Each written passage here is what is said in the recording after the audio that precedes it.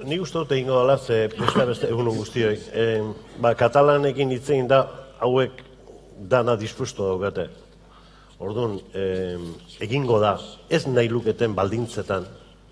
Zatikan, hasiera-hasieratik galdeketa edo referendum hori egin nahi zutela eta Rajoyri, hainbat bider, eskaini izan diote akordio baten eskutik egin ahal izatea. Baina Rajoy, Soraiak eta Cospedalek ez dute berdin pentsatzen. Gu bezala ez dute pentsatzen, gu pentsatzen dugu egin behar dela eta egingo dela, da behaiek ez ezkotan daude. Nik uste eta aurrekin badagoela, 2014garren galdeketa hura, eta Rajoyri halako ataka bat jarri diotela, esanez, estadu arrazoi bezala, esanez, horre erreferendurik ez da egin behar eta galerazi egin behar da. Orduan, gauza hola dago. Nik uste aukera bat galdu zuela o duela Espainiako estatuak, ze beste galdeketa egin beharra dago, konflikto bat eta gatazka bat dagoenean.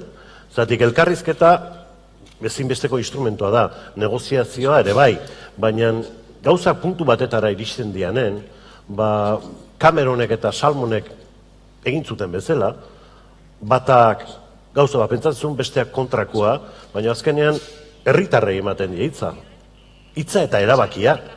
Orduan, Espainiako gobernuak badauka oraindik teorian ere aukera bat, bere papeleta jartzeko, hemen proposamen konkretu bat dago, independentziaren aldeko apostu bat, definizio bat, eta republika forma izango duen estatu bat osatzea.